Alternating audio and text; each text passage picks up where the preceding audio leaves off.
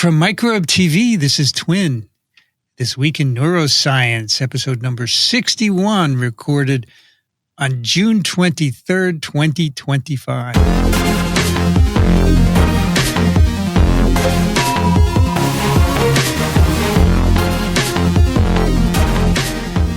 Vincent Racaniello, and you're listening to the podcast all about the nervous system. Joining me today from New York, Tim Chung. Hello, hi Vincent, hi Vivian. Great to be here on this blisteringly hot day. And from New Orleans, Vivian Morrison, who's laughing about. I just realized I misspoke. Yeah, I'm just whining. How hot is it? How hot is it down there? Here.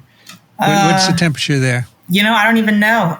It's just instant sweat. Death. Okay. Instant you don't sweat. Have a phone? Yeah, but I'm trying to look at my phone less. If you just find the temperature. That's all right. I'll do it for you guys live. I'll also have a look. Yeah, it's. I'd be really surprised if it's the same. I got New Orleans here. It's 32. I got it. See, feels like 102. Because when I was there last, I wanted to see. So actually, it's less than here. Here it's 36, and it says. What's the real feel?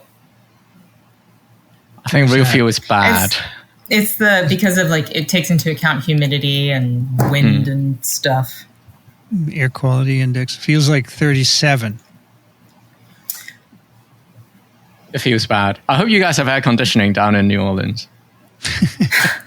They're a modern city. Yes, no, we do. Okay, good. We do. Okay. We have lots of air conditioning. Okay. Life here would not be possible without air conditioning. Because it's getting this. Well, there was a.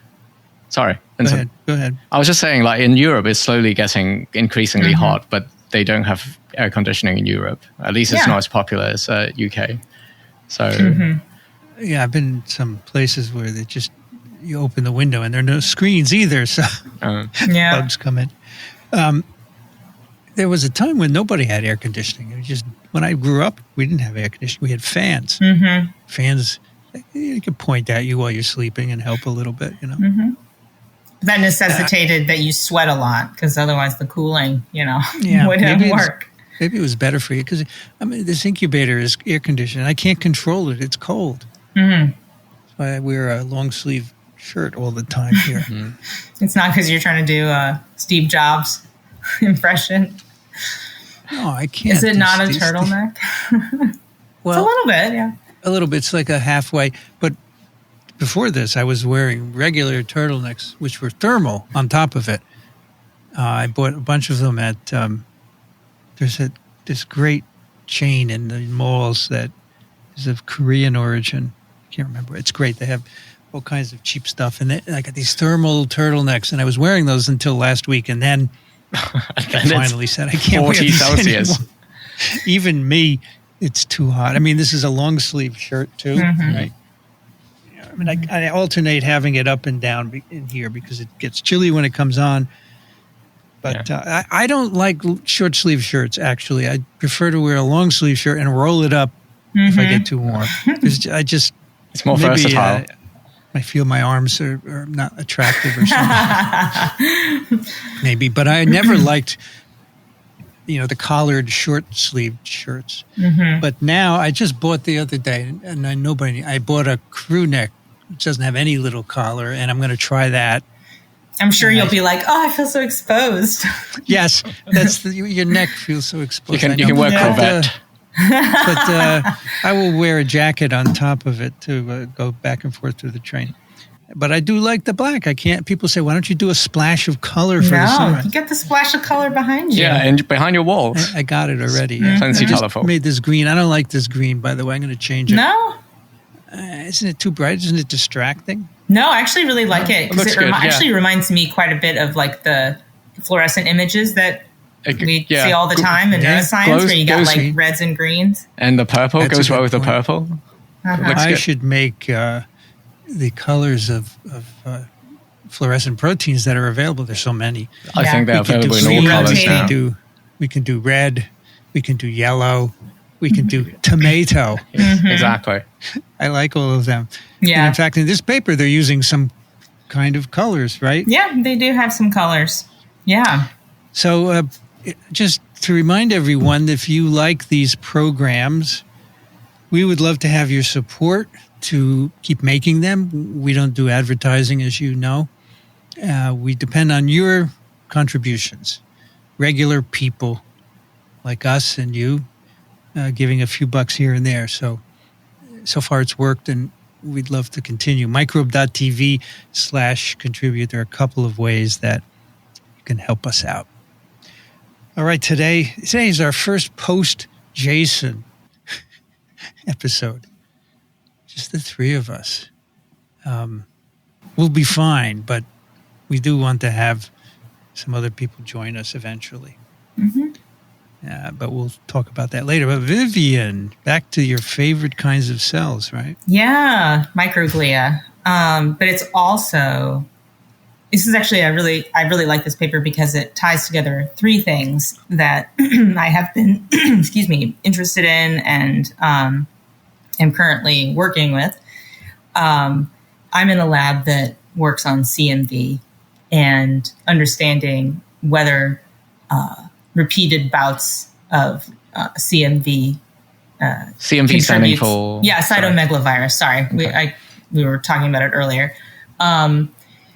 Whether like intermittent inflammation, and we're using viruses as a tool to create these periodic episodes of inflammation, whether they influence brain aging. And so it brings up, puts at the forefront one of these questions that this paper is also asking, which is how does what's in the periphery, so outside the central nervous system, what's out there, how does it communicate with the brain, and then how does that impact brain function? They don't really go too deeply into the brain function part. We'll talk about what questions are, still remain unanswered, but they're getting at something that's very cool, and I think is gaining a lot of favor.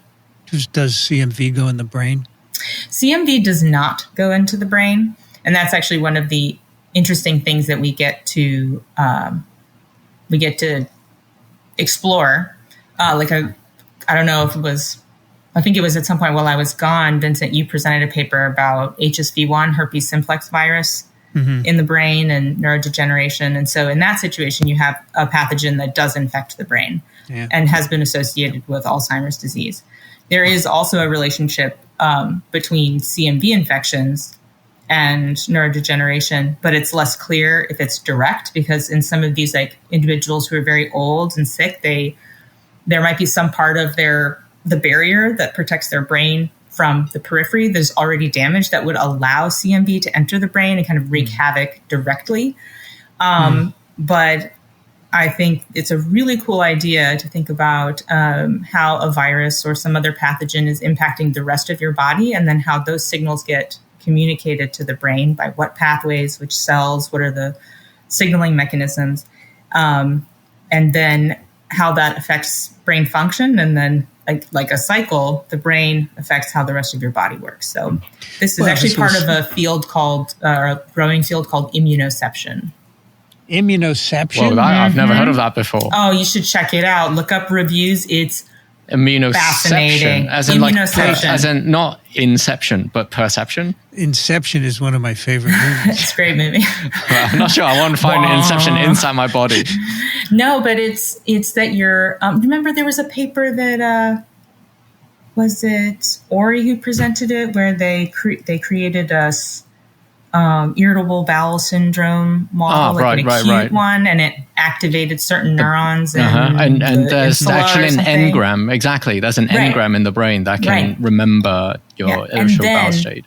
Simply by reactivating the neurons, in that they were able to generate the same kind of peripheral immune response that the animal had when it was actually exposed to the pathogen. Right. So I think that's a prime example of how the brain and the immune system, the periphery, are communicating all the time, because the immune system, what's happening in the rest of your body, has to be communicated to the brain so that the brain can help you modify your behavior to address whatever's happening outside. So, as I'm talking about this, I'm thinking free will, blah, blah, blah.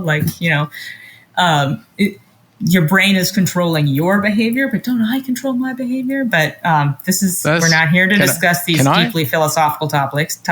Could I have a 30-minute digression on something that I heard from TWiN, which is Rich Condit on TWiN keeps bringing up, there's an essay published by a physician called Lewis Thomas, and he published an essay about how people still get warts. So warts is caused by a virus. And maybe like 50 years ago, there was a treatment that people tried to do, which is getting rid of warts via hypnosis. And apparently, he documented that it worked. And not only that, I mean, it worked on some people. Not only that, you can get rid of warts just on one side of your body. And it tells you that. And since warts usually like sprout up when your immune system is down, like when you're stressed, maybe that's maybe one of the evidence that your brain can control your immune system in a very funny, particular way. But I don't know whether it's been replicated. I think even like a year or two ago, I'd have been like, that's just garbage. But now I'm like, wow, anything is possible. Obviously, it has to be supported rigorously. But I think that there are relationships between things that we just never thought possible, or that they have explanations that if you just we can think come about, up with. If you just think about stress and immune system and how stress is processed by the brain, like that alone can be a huge controller of your immune system. Yeah. Did you ever think that the microbiome could influence the brain? Like years ago? Probably not, right? Yep. So I heard a talk given at a conference that I attended. I don't know if it was the first author of this paper, which is entitled Circulatory Proteins. So like circulatory proteins, meaning those that are in the circulation in the blood. These proteins shape microglia state and boost phagocytosis. So phagocytosis means eating cell. So it's when one cell eats stuff. Could be another cell, could just be, I actually like to call it engulfment, because engulfment engulfs a wider variety of substrates that can be ingested by a cell. And there are different kinds of engulfment too. Like phagocytosis is a particular process that's like characterized by certain proteins being involved. And then there are other ways of getting things into the cell that require different components. So, but I'm not going to get into the weeds there. But phagocytosis is something that interests me. It's something I worked on in the past, and I think it's really cool because it is it's the lens through which the microglia or the monocytes, macrophages, dendritic cells in the periphery see the world. And in this case, they're talking about like really seeing the world if you consider the whole body to be like this, a planet, not just what's happening in their neighborhood, like the brain or the specific region of the brain. So I think that's really interesting. Phagocytosis is really interesting. And then the flexibility of microglia in terms of like what their genetic signature is and what kind of behaviors they can have, that I think is also really interesting. And then again, that communication between the periphery and the central nervous system. And I think if you think about all of these things together, it leads to a question that we often are asking, and people are asking themselves implicitly or explicitly when we talk about science, is can we leverage this in some way to improve treatments or therapy or whatever? Vivian, sorry to interrupt, but before we jump into the building, should I quickly give the authors and also the paper? Because I want to highlight that the paper is actually a preprint. So it's not yet. That is a good point. It has not yet been peer reviewed. So I guess we're doing kind of like a real time, somewhat peer review here, or just trying to understand the paper.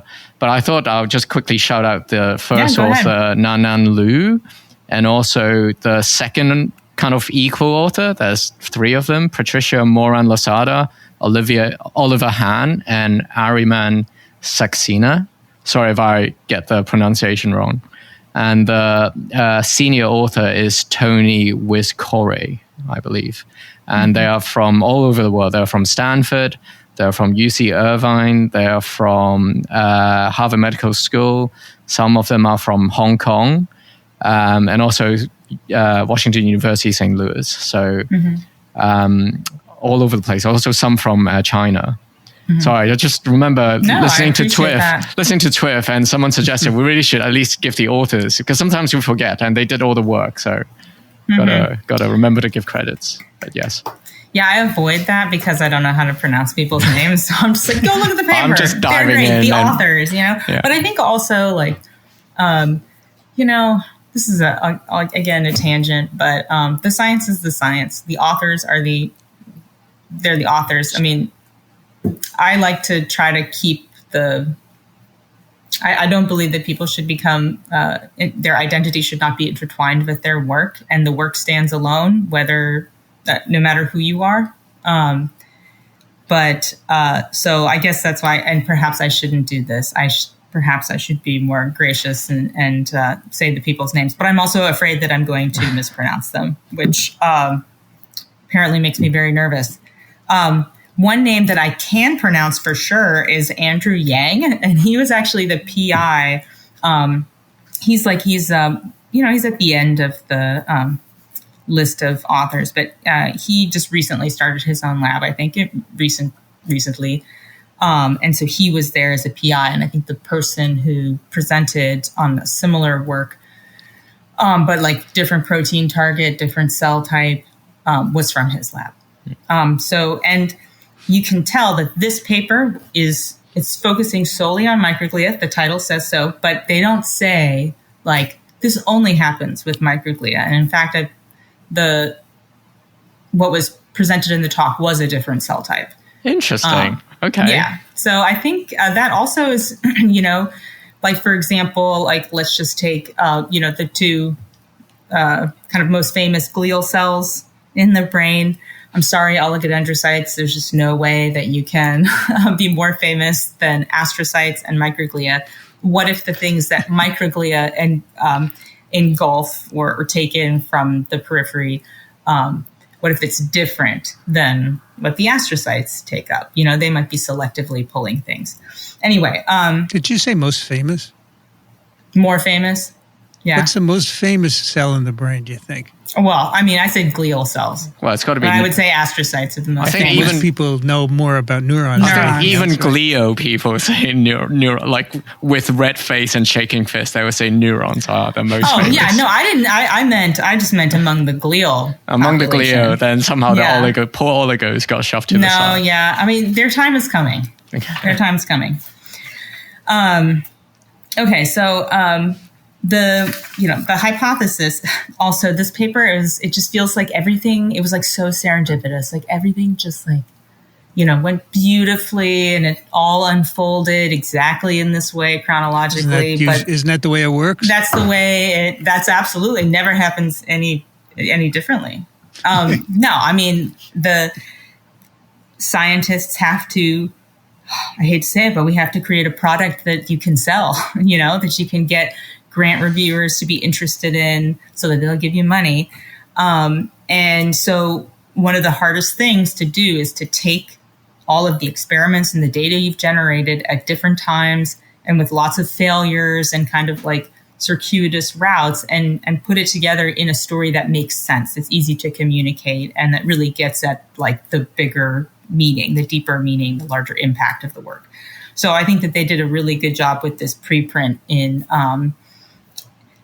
tying that all together. And if this is, in fact, a true representation of how it all unfolded, then they've just reached some other level. Like, that's amazing. But their hypothesis is that microglia, which many of you probably remember this from other episodes, but microglia are like, they're always called the brain's immune cell. And I like to think of them, if, the brain is a neighborhood or a city, they're the first responders because they serve this immune cell function. But they're also, I think, like public works. They pick up the garbage. They're always surveying with their little processes and engulfing protein aggregates or other things that are in the extracellular space, clearing away dead cells, etc.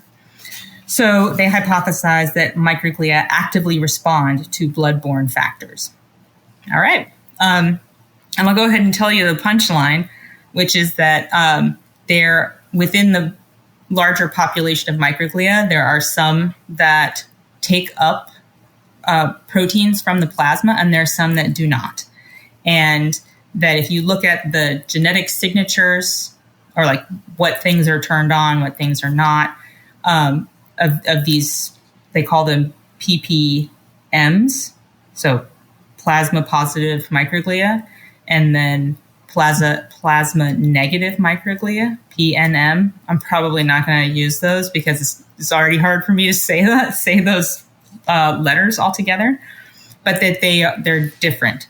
And the kind of most important characteristics of the plasma containing microglia is that they have these like an increase in things associated with the innate immune response. They have higher metabolic activity, and this relates it relates to all of the macronutrients like lipids, proteins, and carbohydrates of various kinds. And in particular, there's the mitochondria, which is the powerhouse of the cell. Its activity is very different in these plasma positive microglia than in the plasma negative ones. And then they also find that in addition to these changes in just kind of like the signature of the cells, these microglia also have increased phagocytic activity. So they're able to engulf more things. And then they take it a step further, and I think this is really cool, but they look at certain targets. They try to identify what are the proteins that are going from the blood to the brain, and they focus on one in particular and talk about its relationship with the phagocytosis behavior that they see in these plasma positive microglia. Vivian, yeah, when they say plasma, they mean the plasma that's in blood. Yes. But it's, as opposed to I don't know, like plasma gun. Oh my gosh! That didn't even cross my mind. We were talking about blood.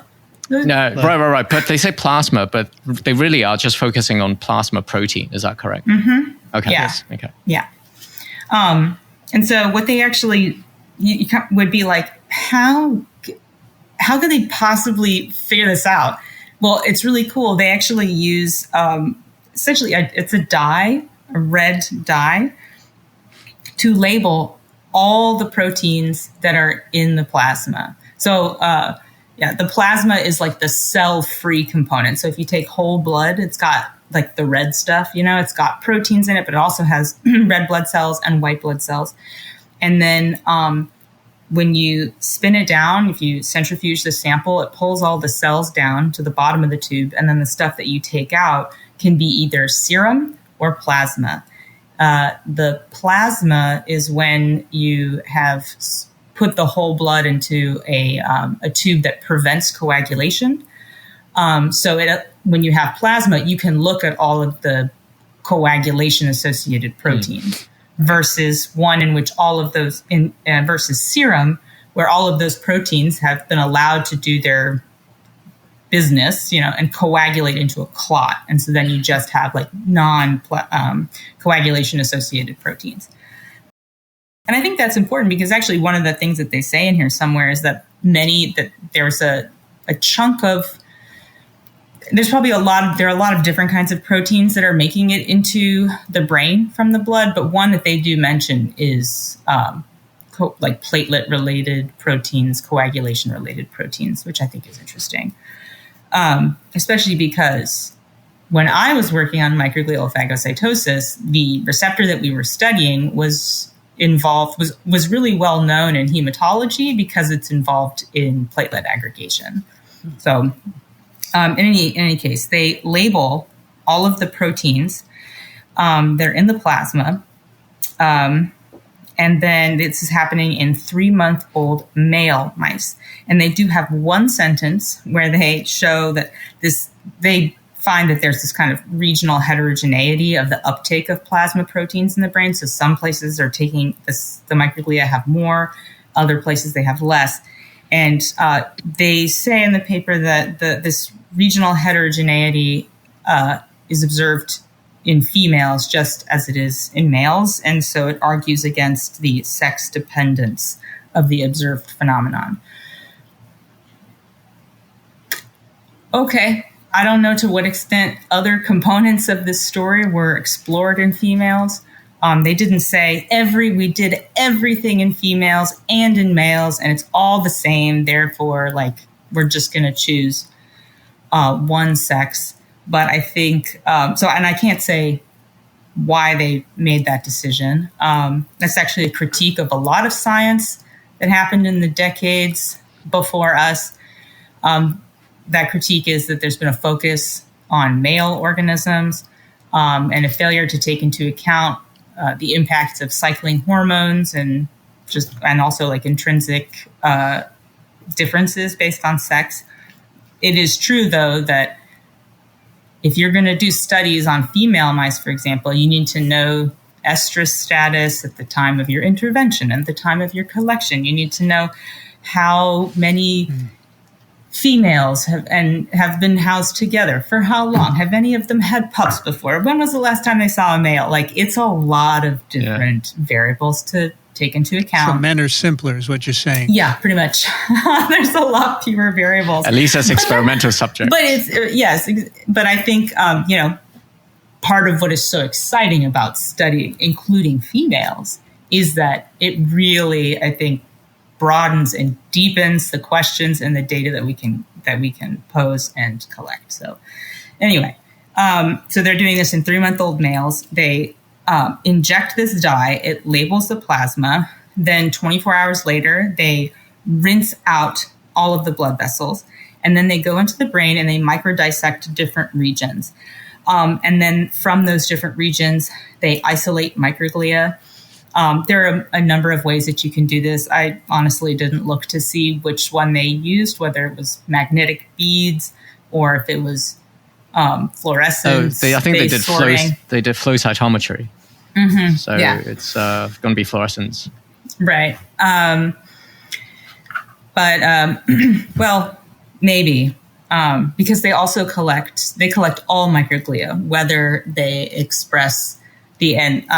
Did they say in the... Yeah, they gate it on like a bunch of CDs that, immunologists would know.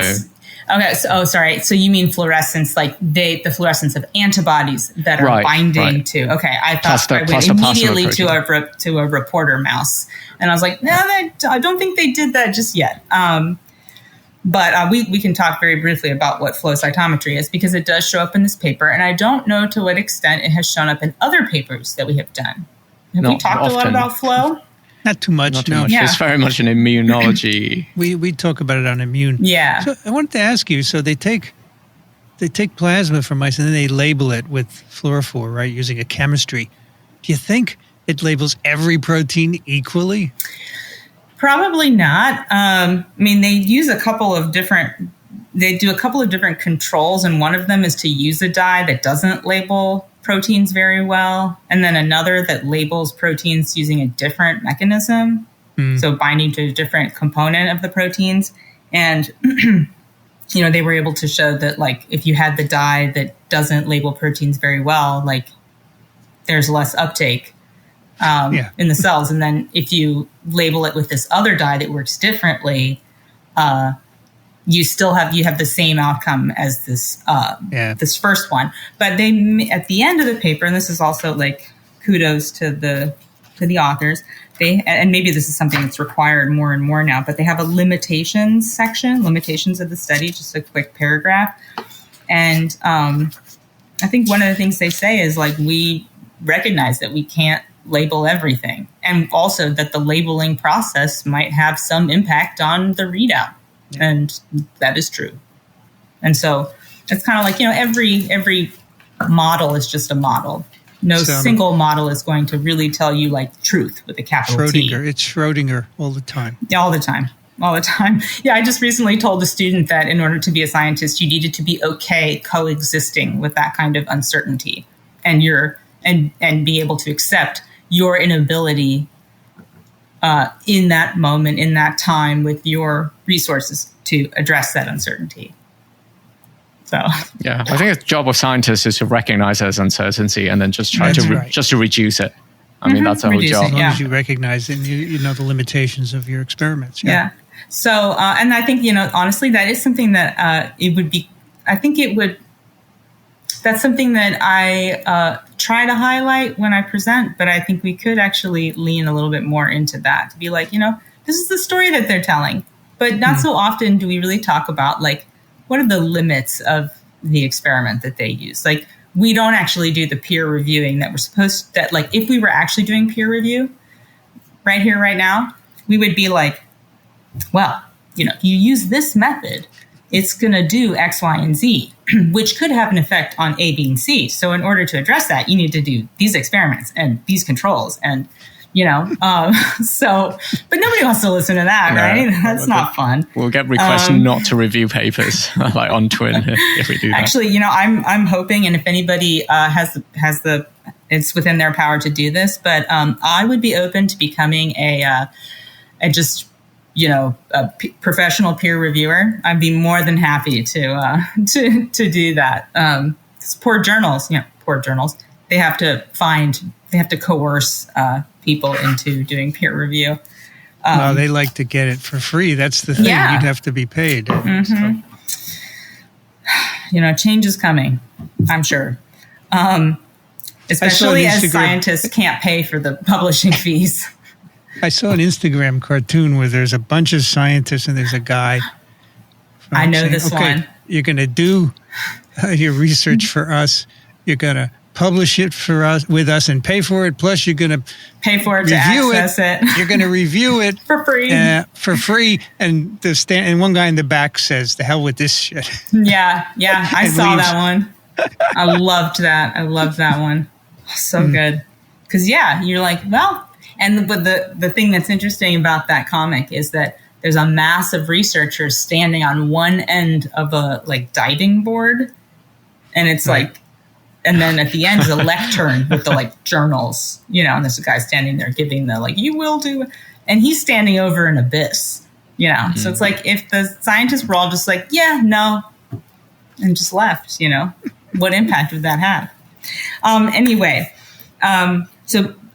To get back to flow cytometry, if you have a sample of whole blood, so not plasma, for example, it's got a bunch of cells in it, and those cells, little water bags, right, that have little little proteins sticking through the membrane, and that we can detect using antibodies. And when those antibodies are stuck to a fluorescent molecule, when we shine lasers at them, we can say, okay, this cell has a fluorophore that's red, and that the presence of that fluorophore indicates the presence of this protein, which we know is indicative of this cell type. And so we can have this long, string of, we create a single cell suspension. So, blood is already like that. We have individual cells, and then we pass it through this little tiny tube where the laser shines on the fluorophores, and then it can record out of 12,000, 15,000 events or cells, how many of them had this level of fluorescence versus that level of fluorescence. And in that way, we can identify how many of the cells were of this type and how many were of that type. And it's very frequently not just an all or nothing, because there are not too many proteins that 100% only show up in one cell type. So oftentimes we have to use multiple markers to say so you have think about it as a graph, Cartesian plane, right? And you'll have one axis that's for the red color. So it's low intensity, high intensity. And then another that's for the green color, low intensity, high intensity.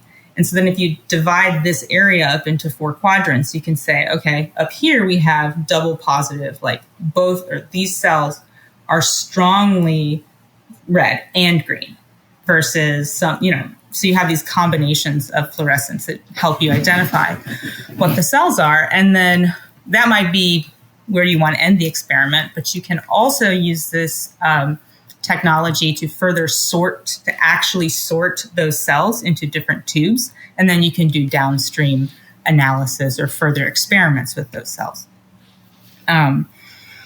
So anyway, they use flow to pull out all of the microglia from these microdissected regions. And the regions that they chose are the hypothalamus, which you may or may not have heard of, but it's kind of like here in the brain, and it's involved in hormone secretion, among many other things. But something that is important about it, in contrast to the other regions that they dissect, thalamus, hippocampus, striatum, cortex, and the cerebellum, is that the hypothalamus doesn't have the tight blood-brain barrier that is characteristic of most of the brain. It actually has what's called fenestrated capillaries.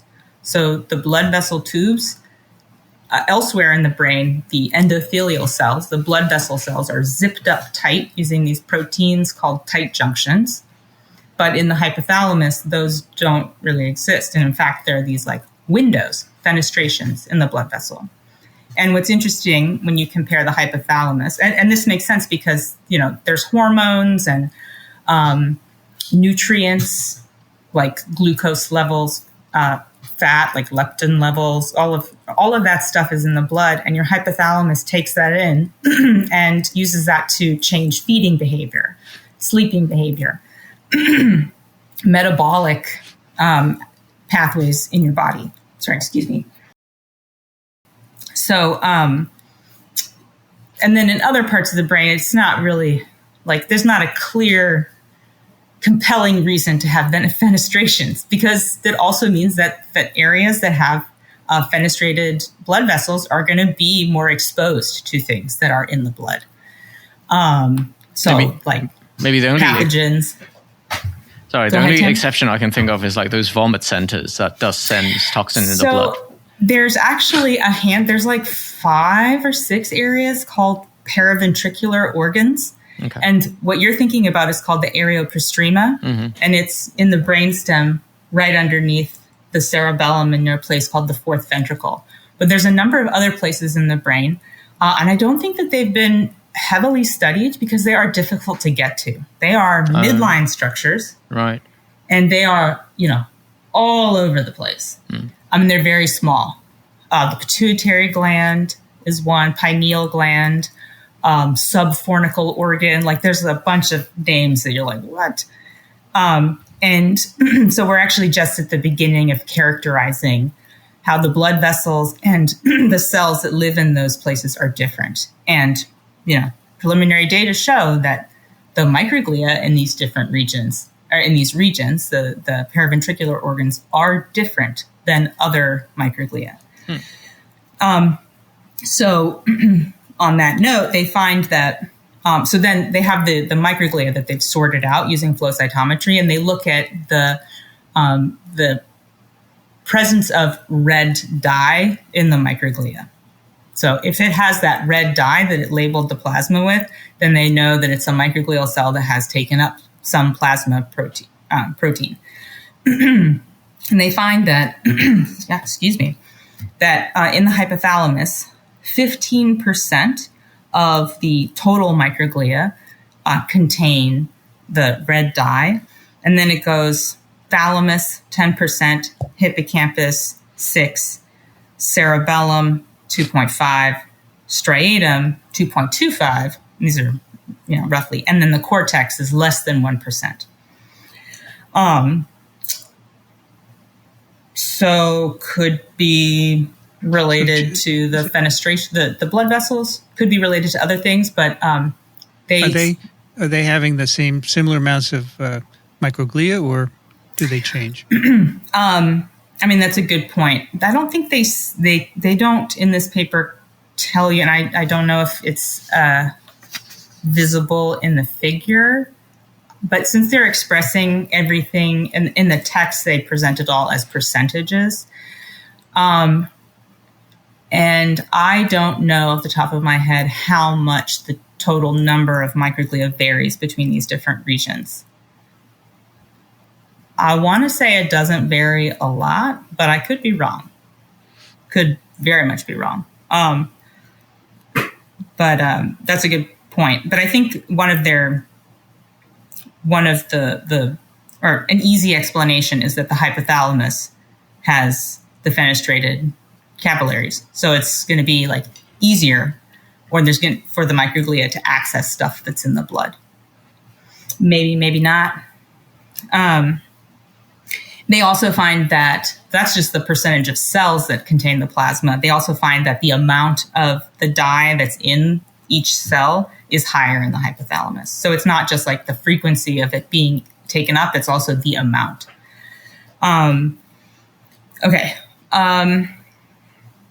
So they wanted to know if there was like a specific subset of microglia that would pick up the dye. And so they did a series of 2 injections. They were staggered in time, and they found that 95% of the microglia that contained the red dye were also positive for the other dye. So there's a population of cells that are a population of microglia that like they take up stuff. They take up stuff from the blood. It's not like something transient. There's something about them that makes them more likely or better able to pick up stuff from the plasma. They also show that I don't know how old they were. Does anyone know how old the animals were when they show that there's a 60% decrease in labeled plasma protein uptake with age in the hypothalamus and the hippocampus? Here it is, 24-month-old. So 2-year-old mice, which is old. That's like old. I think if you have like an animal that's approaching 1 year, it's like middle-aged. And then 2 is like ancient. I think. Two should be in they should be in retirement instead of still running, still in experiment. Yeah. Kudos to whoever can keep them alive for that long. Also, mice just get so fat when they get older, and that complicates things. But then they also wanted to look at, they've used flow to figure out like that how many of the microglia are taking up the stuff, but that's outside of the brain. So then they look at some slices of the brain. So they do some staining, and they look in the hypothalamus, and they look for these microglia that have picked up the plasma proteins. And they find that, interestingly, ones that are stained with the dye and ones that are not are like equidistant from blood vessels. So the fact that a microglia is taking something up or taking up more of it doesn't obviously have anything to do with proximity to the blood vessel. One thing that they don't look at here, it's something I think could be addressed down the line, is to see whether or not the microglia and the endothelial cells, because whether or not there are like physical connections. They do a couple of experiments that show that the plasma proteins can be passed through cells, so like through blood vessel cells and into the media, nutritive broth that we culture cells in, and it just being these proteins are floating around, they can be taken up by microglia. But you also have like actual physical connections between cells, and things can pass through junctions between cells. And they've already shown that microglia and, for example, neural progenitor cells have these very fine physical contacts, and we don't yet understand the nature of those and what role they play, but they exist. And they do require more intense imaging and microscopy. So it's not something I address here. I wouldn't think that it would not be the first thing I would look at, so I'm not surprised that they didn't go into it. But they do mention what is the relationship between the microglia and the blood vessel that kind of decides if the microglia is going to take up more plasma protein or not.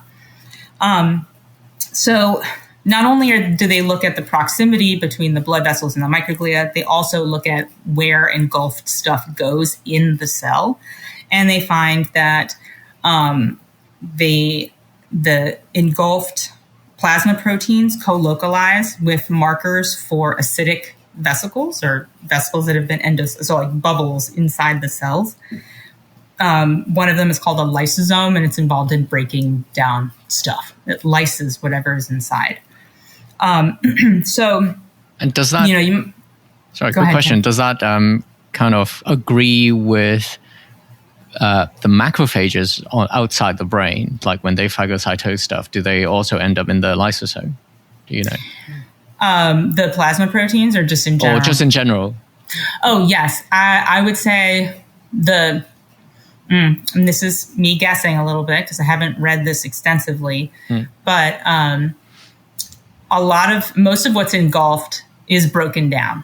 Okay. Because it's not like the microglia has or the macrophage. They come from the same lineage, by the way, everybody. Right.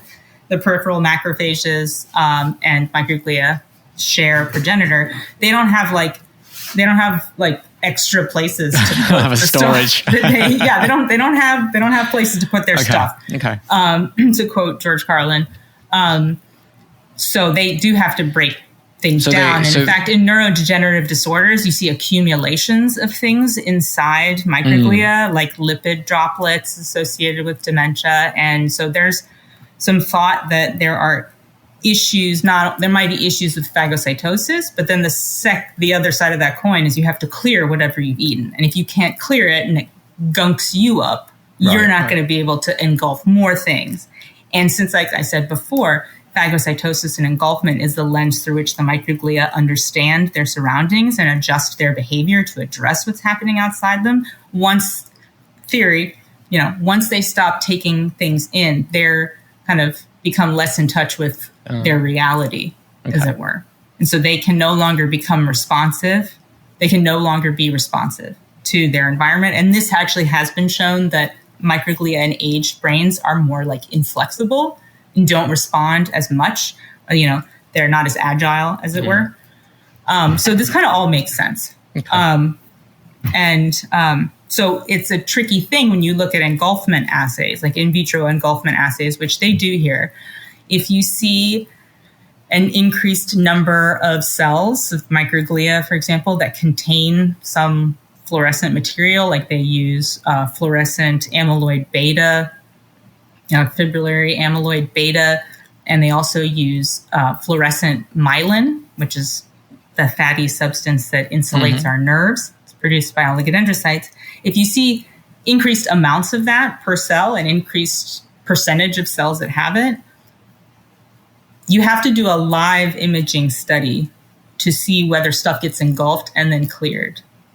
Because if you just, if it's a static thing, you don't know if this cell engulfed that stuff 3 hours ago and it still has not been able to get rid of it, because oftentimes when we do the staining that's required to see the fluorescent or, to put the cells in a place where we can actually image them on a conventional microscope, we have to wash everything away.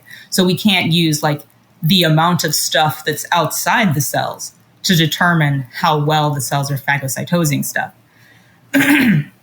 But anyway, the point is that there are microglia. They're taking in plasma proteins. There are some that do and some that don't. We're going to talk about what's different about those that do.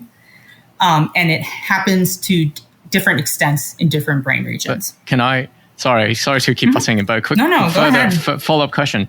So if these proteins these phagocytosed proteins are going to the lysosome to be broken down, now that makes sense because microglia, one of the job is as the trash caretaker. So they take out all the trash, they maybe recycle it in the lysosome so that you can use it as building blocks again. And that's why when you put in myelin debris, it makes sense, right? Because myelin, you no longer need them. Your cell has, has been decommissioned because you don't need it anymore. The myelin has been degraded. You're taking that in, goes to the lysosome, fine. And maybe A beta, that's also made in the brain. It's gunking up the works. You take it in, that's fine. But why do microglia take in trash from the blood? Because so this is what we're going to talk about, right? Because that's one man's trash is another man's treasure. Okay. The trash that I referred to, it's not actually trash. It's still meaningful. It means something about what's happening, right? And so whether it's taking in if it's like, oh, there's a bunch of A beta sitting around. Although, I want to move away from using A beta as an example, because I think more and more we realize that we don't understand the A beta story very well. So let's put that to one side. But, if there's myelin debris, usually it means that there's some sort of something bad has just happened, like a stroke or a TBI, and there's cell death and demyelination. Because actually oligodendrocytes and myelin are extremely stable and very long-lived cells. So the only time when you're going to have like large amounts of myelin just hanging out, needing to be cleared away, is situations where there is damage to the brain. There are, microglia do like nibble at myelin sheaths, but we don't understand that either. And I don't know if that happens I don't know to what extent that happens in the adult brain, but it definitely is part of the developmental myelination and kind of sculpting circuits in the developing brain. But I think that, what you said reminded me of a paper I read where, they mentioned this in this paper actually, that when microglia and macrophages take in material from apoptotic cells, it actually can help suppress their inflammatory response to lipopolysaccharides. It's a bacterial toxin that we scientists use a lot to just mimic inflammatory conditions. So the microglia, when they've engulfed apoptotic debris, so that's regulated cell death as opposed to necrosis, it means that when they get exposed to LPS, they're less reactive. They don't just start spewing out inflammatory cytokines and be like, run around with your hair on fire. They're more chill. And there's some thinking that that's important. There's some signal that's deriving from the regulated cell death that is telling the microglia, don't worry, this was a controlled process. This is part of the plan. No need to overreact. And this is important in the developing brain, for example, in your neurogenic lesions where neurons are born, because there's a lot of cell death happening. And the microglia are being exposed to this all the time. And they need to understand that this is part of the plan. And they mention that here, that the presence of plasma proteins in the microglia make those microglia less reactive when exposed to LPS. So to bring it back to what your comment reminded me of, there was a paper that was studying this phenomenon of kind of regulating, using phagocytosis and engulfed material to regulate the microglial state, which is what they talk about here. They showed that there was something, the microglia, or I think it was actually macrophages, it engulfed something, and then it was it used something from the engulfed material specifically. I actually want to say it was methionine or something. It took something from the engulfed material and used that, specifically that, to methylate some of its genes, of its own genes, to change the transcriptional profile of the macrophage. And it was, so it didn't just pull this material from anywhere. It was the stuff that it had engulfed, and it then applied to its own genome to then bring down that reactivity to some inflammatory stimulus. So the take up, the engulfment of plasma proteins, I think just in the same way, it's just about the microglia kind of getting some information, and we don't know yet to what whether how the microglia are using what they're taking up. They're degrading it. Mm-hmm. So maybe there's a primary signal, which is, I've recognized this plasma protein. It binds to this receptor that I have. And that itself is a signal saying this is happening. This is where this comes from. But there might be a secondary signal, which is once I've degraded it, I have generated this material. And I can use it in this way, and it leads to changes. But they don't go that far, because that's a lot of questions, a lot of really interesting questions, but it's a lot to study and to do so rigorously. Okay. They have these, cells, microglia that are taking up plasmid proteins, ones that are not. And then they do RNA sequencing or transcriptomics of those like populations of cells. So we call it bulk RNA-seq to look at how the different populations of cells are different. And as I mentioned before, this spits out a couple of pathways. So it like looks at all the genes that are significantly different between the plasma containing and the plasma negative microglia. And then says, okay, what do these genes like mean? What are they involved with usually? And they come up with innate immune response, chemotaxis, which is a cell moving around based on the presence of these soluble factors we call chemokines, endocytosis, which is the engulfment of stuff, not necessarily phagocytosis, and then antigen presentation. Oftentimes when macrophages take things in, they chop it up and then they put it in these MHC molecules that then can talk to other immune cells and either say like, I don't know what this is, maybe you should do something about it, or like, it's this thing again, don't worry, So just my cousin. yeah, don't worry, he's been here before. He's with me. And they list a bunch of genes that are not there for the layperson reading the paper. They're for the other microglia scientists who are trying to be like, oh yeah, this backs up what my data set finds. Everybody's got their pet data set now. So then they, in addition to the transcriptomics, RNA sequencing, it just tells you one part of the central dogma, which is like partially wrong. We go from DNA, we transcribe that to make RNA, and then the RNA gets translated into protein. And, the protein does everything. We now know that that's not correct, but most of the time, the proteins are the things that are impacting how the cell works. They're actually like functioning. Again, not completely true by any means, but they use proteomics. So another way to look at all the proteins and there are a couple different ways of doing this.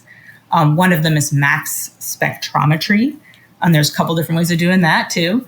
And then they also do lipidomics. So they're looking at all the different kinds of proteins there are, and they're looking at all the different kinds of fats that are in the cells. And the lipidomics also is another way of looking at metabolism. It's basically, this is all like some of this is just biochemistry. Like, what are the molecules that are floating around in the cells, and what can that tell us about like their metabolism, their energetics?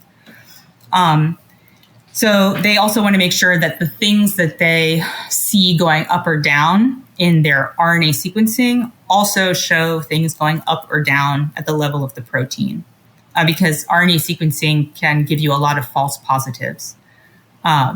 So just because something is going, yes, I see Tim being like, really? what? Oh no. Oh yeah. That's a whole nother episode. Okay. Is it because of the transcript is not translated, or is it actually a sequencing error that it gives you false positives? It's actually a statistical discussion. Okay. Because if you're doing bulk RNA-seq, you don't have to take into account the number of cells that are there, but you're looking at like thousands of genes. Mm-hmm. So that and each one is its own data point.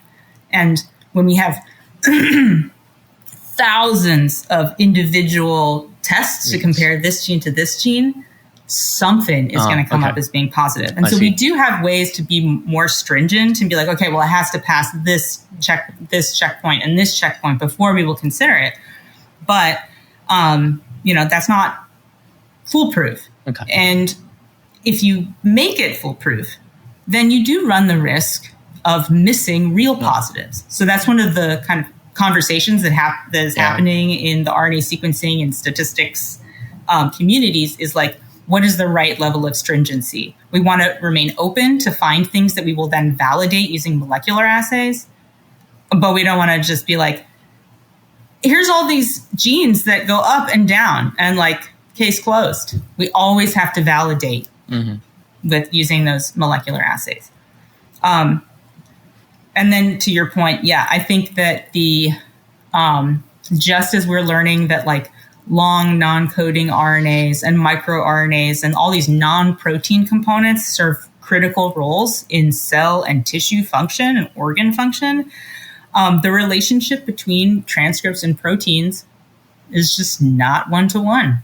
It's not what we thought it was. It was more complicated. And like you're saying, is it that something is degraded more rapidly? Is something is a transcript being sequestered in a different part of the cell so that it makes it difficult for us to detect? Like, those are all things that are possible that we have to keep in mind.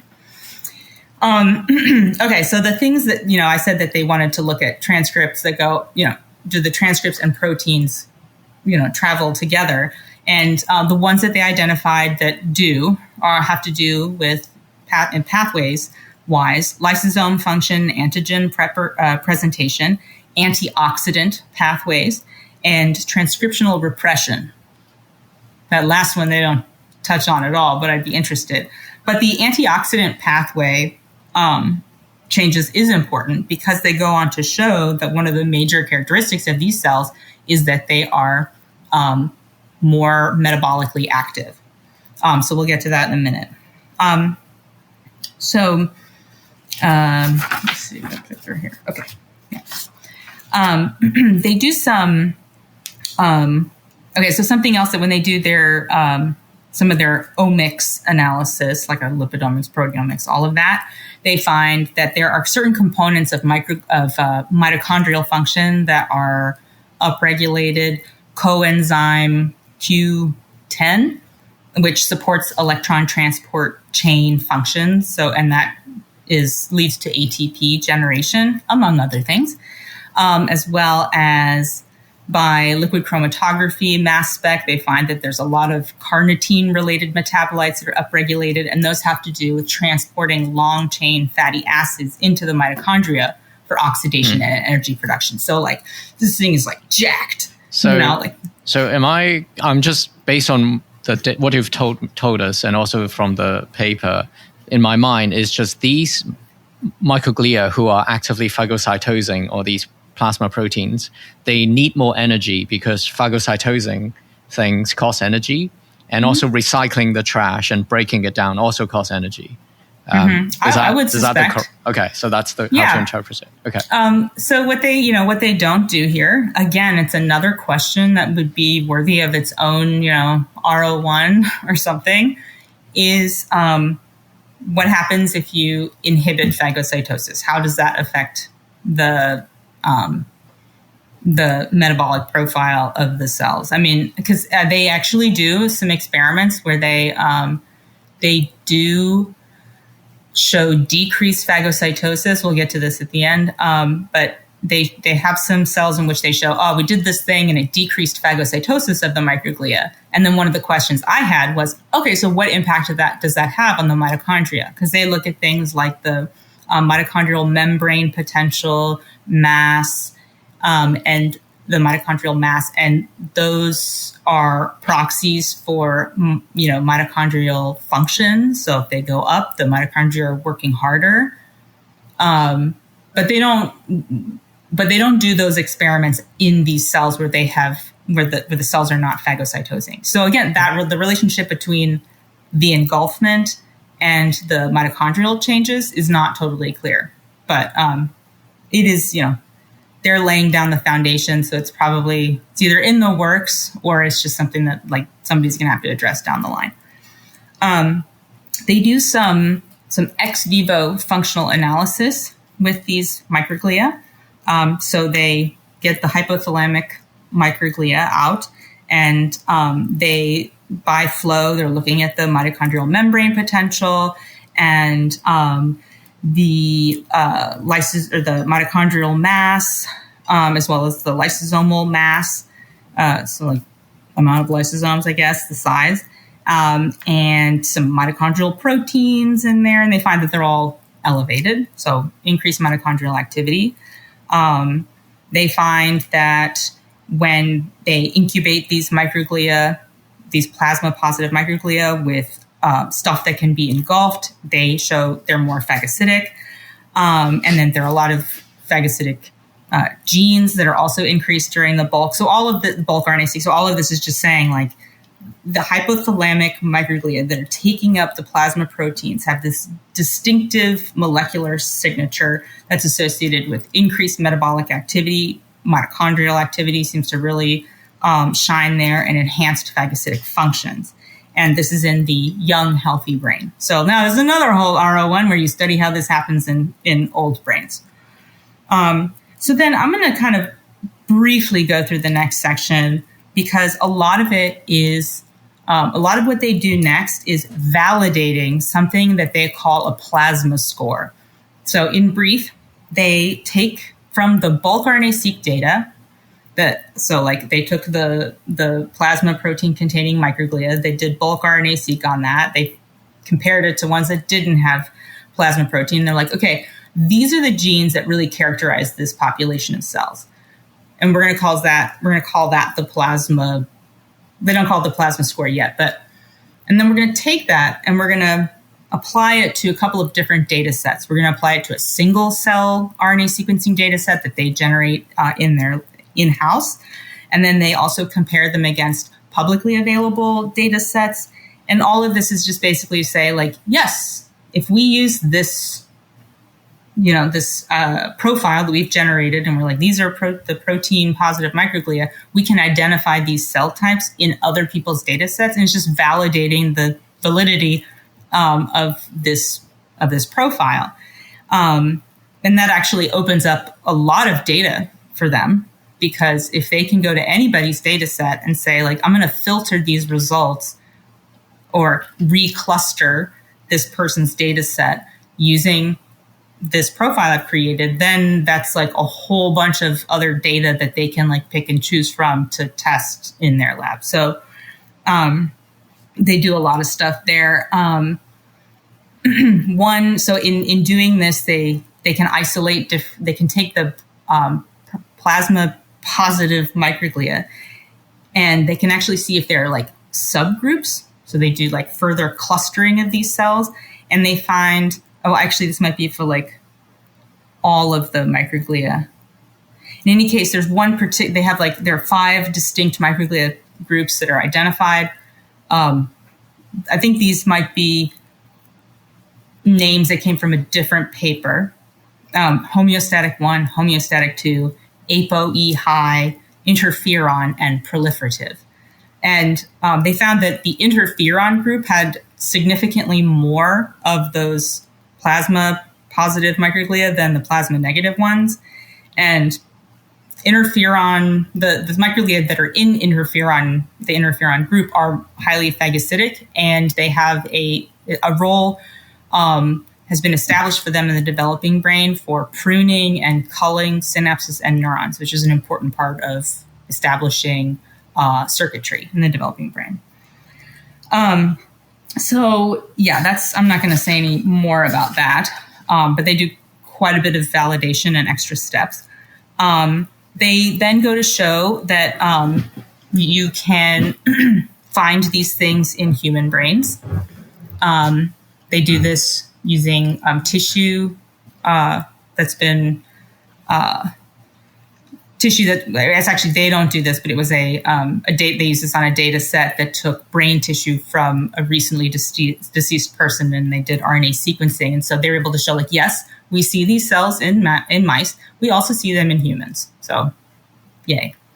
And I thought something that they did that was really, really cool here was they leveraged this recently developed humanized microglia mouse model thing, where they transplant human microglia into the mouse brain, and then they can study what the human cells do and the interaction between the environment and the human microglia, because there's always this question of like, well, how much of what a microglia does is encoded in its genes, in its epigenetic profile, and how much of it is driven by the environment around them. So What they do here is they have these human microglia that have an inhibitor resistant form of a growth factor receptor, and we frequently target this growth factor receptor in mice to deplete the microglial cell population. So you feed this mice this chow that has this inhibitor in it, and it goes in and it just like wipes out all the microglia and all the macrophages because they also express this receptor. So they do that, but this is after they have injected stem cells from stem cells that have this inhibitor resistant receptor. And so when they stop the inhibitor chow and they put the mice back on the regular diet, the brain becomes repopulated with human microglia, not the mouse microglia. So they then look at what happens to the human microglia, and they find that the human microglia do the same thing. They actually become like the mouse microglia in the same regions with the same kind of differential response based on regions. They are taking up plasma proteins. And I want to read this because I thought it was just so crazy. Given that these human hematopoietic progenitor cells, because the microglia and macrophages come from these progenitors, that these HPC-derived microglia were first expanded in vitro, so in a dish, then transplanted into a single location in the brain. The cells migrated and engrafted or became, integrated into distinct regions. How did they do that? That was my question. How did they do that? We conclude that the specification of microglia into the plasma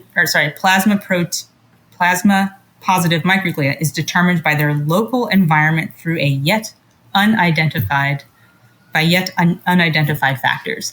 I thought that was really cool. I mean, that's a cool experiment, just period. And then also just as like a biological phenomenon, that's pretty interesting.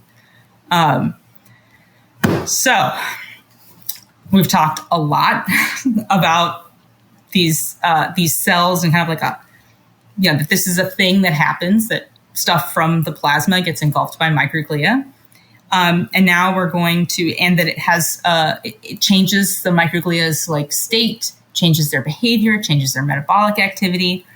And now they want to figure out like, what is a protein that would be of interest for us to look at?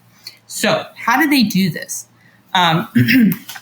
They use this in vitro blood-brain barrier. So blood-brain barrier in a dish where they have like a plate that has a bunch of little like wells in it.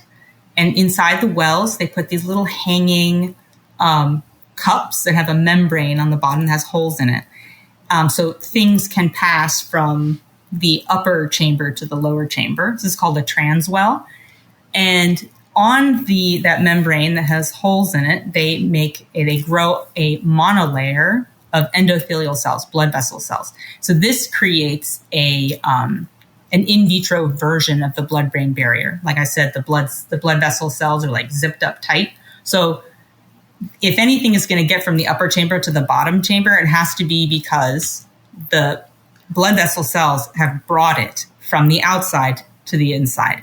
And then they have, so they label all of the plasma proteins with something that's a little bit smaller than their dye, something called biotin. And they put that in the upper chamber. And then let's see, some period of time later, they collect what's in the bottom chamber. So it's just fluid with hopefully protein from the plasma in it.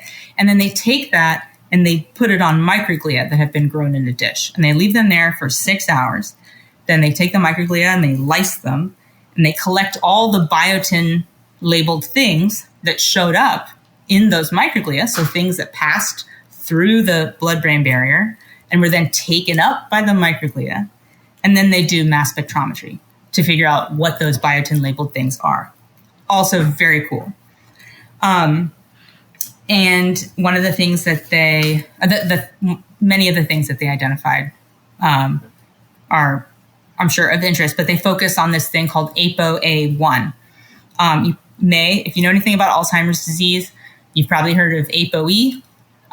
They're apolipoproteins, and they're involved in moving cholesterol and various things throughout the body and in between the relationship between the brain and the periphery and how that involves the apoproteins is not totally clear, because there's a lot of different apos, and some of them are made peripherally and centrally, the brain and the periphery, and some of them are only made peripherally. And so the one that they choose to focus on is ApoA-I, and that one is only made in the periphery. So it's something that is not made in the brain, that was in vitro able to be transported through a layer of cells and then taken up by microglia. So, and they did a couple of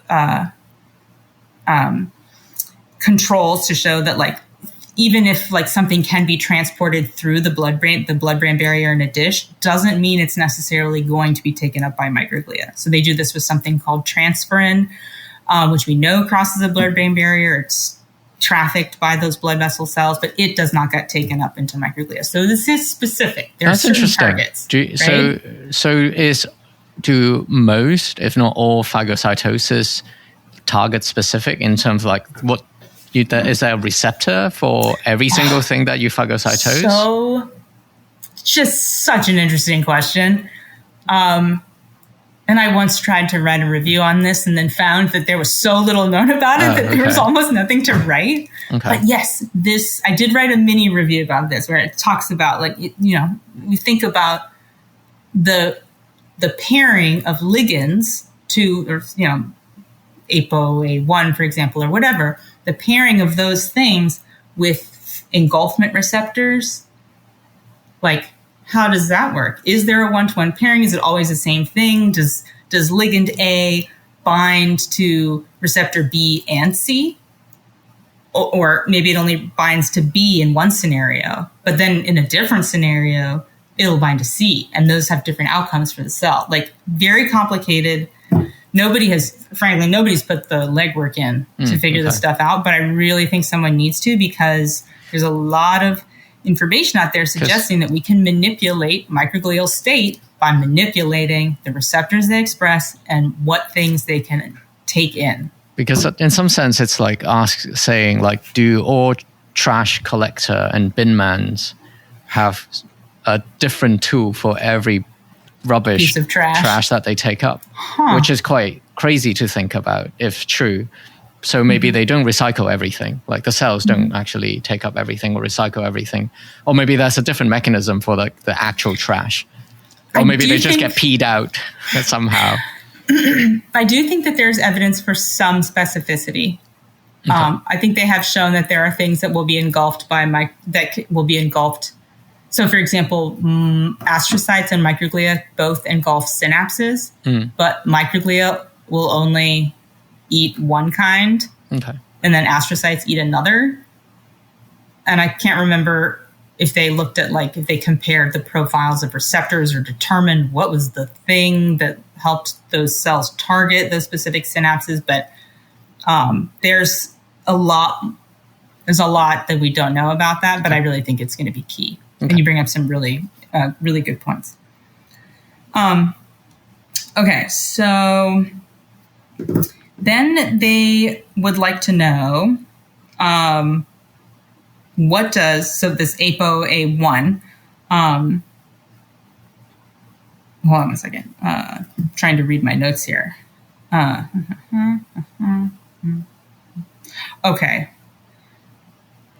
So basically, they do a series of experiments that show them that the uptake of ApoA-I enhances the cell's ability to uptake other things.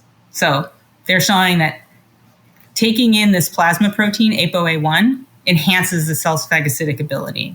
And they show also, like I mentioned before, that the ApoA-I uptake helps the cells become less reactive to LPS, and it also helps them engulf more of myelin that they put in the dish, as well as fibrillary A beta.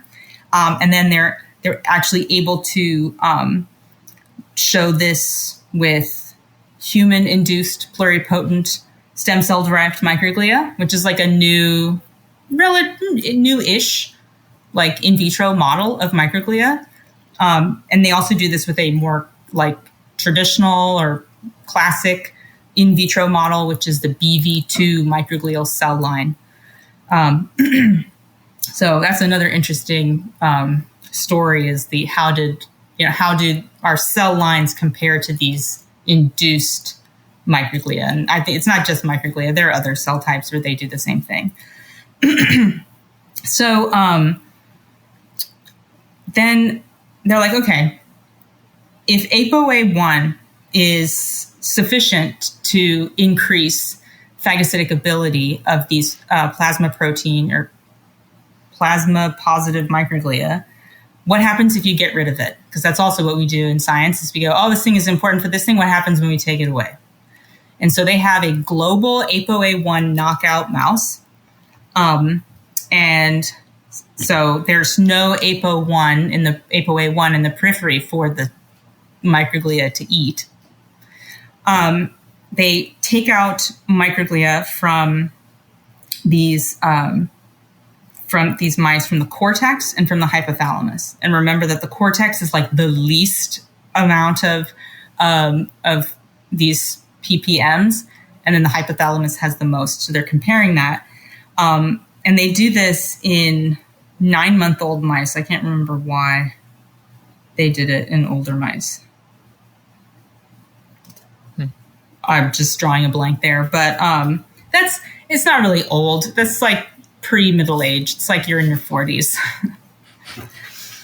And they do this ex vivo phagocytosis assay with myelin, and they found that the hypothalamic microglia in the ApoA-I knockouts are much less phagocytic than in the wild type animals, but there's no difference between microglia in the cortex of the wild type and the knockout. So it's kind of, supporting what they found earlier, that like, for whatever reason, the environment of the cortex does not promote this ppm phenotype.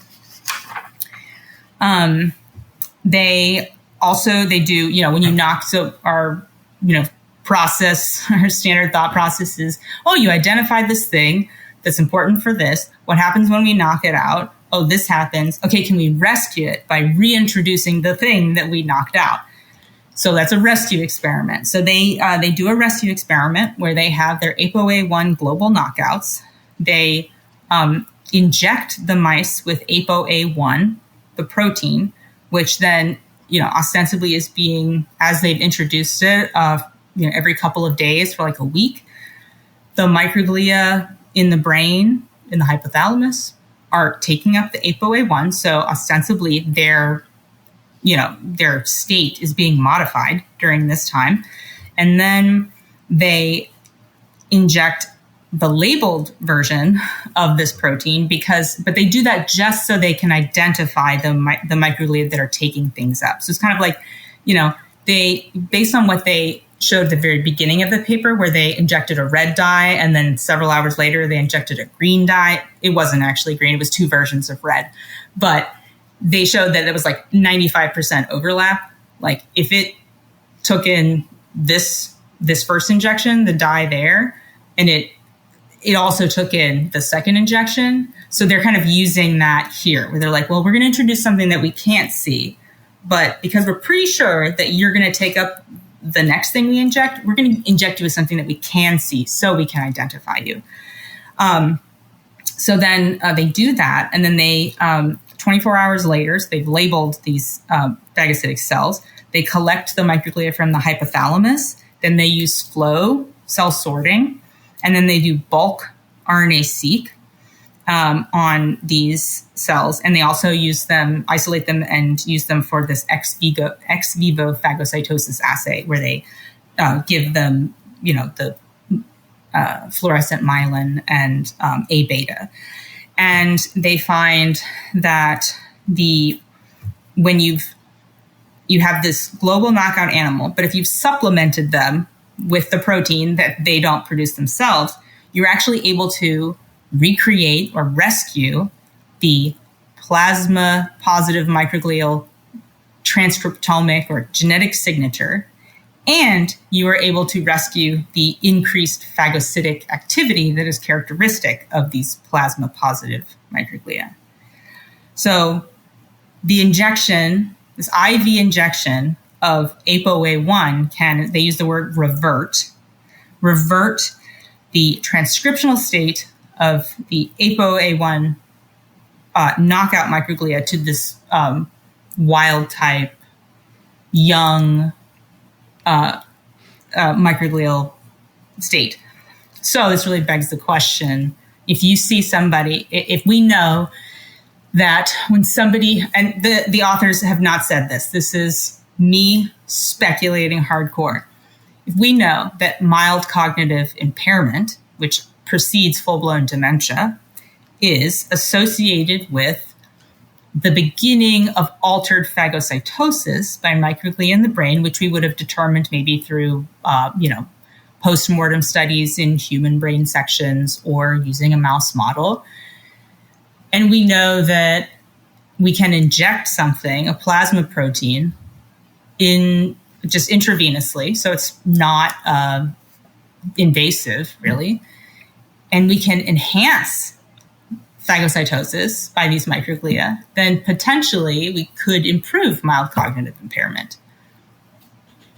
This is an interesting, we don't know yet if that's possible or advisable, but I think what's commendable about it is that it is trying to it allows us to take a more creative approach to addressing neurodegeneration, since oftentimes what we do is throw anti-inflammatories at the problem and hope that works. But I think we're learning that inflammation is a complicated beast. Oftentimes the things that we think will work don't. And so it's good to keep an open mind and understand just understand how stuff works. The combination between the communication between the central nervous system and the periphery, and how can we leverage what we learn about those relationships to make a difference somewhere. So I think part of the problem in aging is, so there's this reduced uptake of plasma proteins. In general, so maybe you could somehow reverse that. Maybe you could modify proteins in a way to get them in. Yeah. This is making me think of those like IV bars, that you can go to after you've had like I've never visited one of these, but I drive past one almost every day. Isn't that just called the emergency room? Wait, is this if you drink a lot? Yes. If you drink a lot and you're just on a drip to... Wait, what are these IV bars? No, that's what that's, I don't know if that's what they're called, but it definitely, that's what I remember. It's like they give you like Ringer solution. You just go in there and they they give you, they like replenish your fluids. And of course you can probably there's like different, it's like Smoothie King, you just pick whichever one you want. Do you want one that has like B12 in it? Okay, go for that. One of my undergrads. Sorry, Vincent. After you. You've heard of oxygen bars, right? Yeah. Is that where you just go breathe? Just pure oxygen. They used to have them here in New York. I don't know if it's a thing anymore, but you would just go in and you'd breathe oxygen for a while, and they had different flavors too. Never went to one. But Weird. Very strange. But I'm thinking, that's already a thing.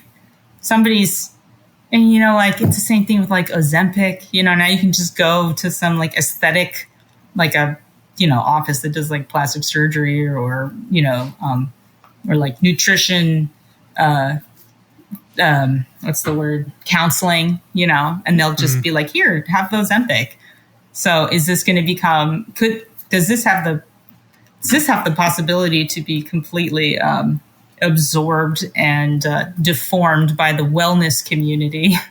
But no offense, wellness community. But it's actually like this whole blood to brain communication is fascinating, because they actually mention in the introduction that, for example, I'm going to quote them, apolipoprotein J, ApoJ. So we talked about ApoA-I, but there's another thing floating around called ApoJ, also known as clusterin, is upregulated in plasma following physical exercise, reducing brain inflammation and enhancing cognitive memory. So exercise does all those things, and it is through blood. And the big question is, what is it from the blood that is able to modulate your brain function? And then they also talk about the famous experiments where, I don't know whether you guys know about parabiosis. this. Well, I don't know what it's called technically. All I know is like billionaire tech bros who like blood transfusion, like who would have their own son blood transfuse their young blood to them, and that like supposedly help you live longer and enhance your like slows down aging and maybe improves cognition. And I remember reading about that, and I was just thought, this is the craziest thing I've ever read. And then there are like all these Nature paper coming out saying that you can do that in mice, and they show some benefit. And the question is, how does all this blood intervention affect the brain? And I guess this is this paper suggests microglia plays quite a big role. We don't know yet. At least it takes up things from the blood. We don't know where they end up. It's probably not for nothing that this is happening. It's got to do something, I would guess. Right. Yeah. Yeah. And I, so I can't remember. Whoops. I can't remember whether the data that were presented at this meeting were published or not. So I'm going to be extremely vague. But I don't think that if you were to look at all the plasma proteins, it's not like every single organ and every tissue that you have is contributing an equal proportion of proteins to that. You know, it's probably like, I don't know, I'm just going to guess and say like your muscles give like a small, like they only contribute like this much, where like your gut or your liver or your kidneys maybe are producing a lot of things. And so I think like then if you think about it like that and you're like, yeah, okay, let's just say like the liver, it's a huge organ, relatively speaking. And, you know, it does a lot. So it's probably important for breaking things down. A lot of proteins, breaking things down. Yeah, actually. And if something goes wrong, if something in your kidney goes wrong, then you want to tell your brain, like probably tell your brain that something has gone wrong. And same for the kidney, right? It's also for passing things out. So yeah, it makes that's sense. actually a really good point. It's like the two, like, or some what is the word? Extracorporeal? Oh my gosh, having a brain fart. Excretion related protein, organs, right? Processing and excretion. Interesting. Garbage collection at different levels. Yeah, exactly. So, Vivian, do you think this paper needs modification before publication? Actually, I think that they are probably shopping for journals. That would be my guess, is that this actually is a complete... I don't see anything here that... sometimes you can tell when a paper is like, we're just starting to explore this and we just need to like plant our flag in the ground and be like, we're the ones who thought of this. And sometimes you can tell because they've done experiments that are like broad, but not necessarily deep. And you can be like, they're probably digging into like certain places. This has a little bit of that, but because they took it to, they like approached mechanism, where they decided instead of just like dumping all their RNA-seq data or whatever, they're like, okay, we did this, we validated it like 10 times, you know, and we've approached mechanism. I'm guessing that it's in its finished state, and that they're trying. And so some people will, as they're shopping around, journals, they'll post it on one of these preprint servers, so that it can, you know, people can already start, because you can cite preprint server papers, you know, and so people can So it's like that planting of the flag, and then also publishing it in like a very small window. And I don't see anything that's like reviewer 3 asked for that. You can often tell there's like, it's like every paper has like something that you're like, somebody asked for that. Yes. And this doesn't feel like it has that, or if it did, they've done a just absolutely seamless job of like intertwining it, but I don't think that's the case. I think they've put it on here and they're searching for publishers, for journals. Journal shopping. Yeah. And I think they did a good job with controls, and we didn't dig into it, but I think they did a pretty good job of like validating their conclusions through multiple different directions and different methodological approaches. Neat. Yeah. I got one final question. Do you think there's a difference in the hypothalamus microglia, which is where they focus most of their attention? Is there a difference between microglia that phagocytose plasma proteins from microglia that does not still phagocytose but does not phagocytose plasma proteins? Does that because they pretty much show plasma protein phagocytosing macrophage. These guys have upregulated phagocytosis, which is not super surprising. Is there a population it's chicken and the egg? Right, but is there a population that deals with phagocytosing non-blood stuff? There is. There is not in, I don't know, in the hypothalamus, but I can tell you that like in the hippocampus neurogenic niche and the subventricular zone. Right. But they didn't. In that case, the one drawback of their method is that they couldn't tell apart based on their RNA-seq data whether the cell is phagocytosing just the plasma protein or just the non-plasma protein. It was just plasma protein versus everyone else, if you see what I mean. Anyway, it's a minor point, but I was just wondering, like, are these specialized for plasma protein versus just phagocytosing in general? Well, they are comparing. So remember that when they did flow, they pulled out all microglia, whether they were dyed or not. Mm-hmm. And when they did bulk RNA-seq on that,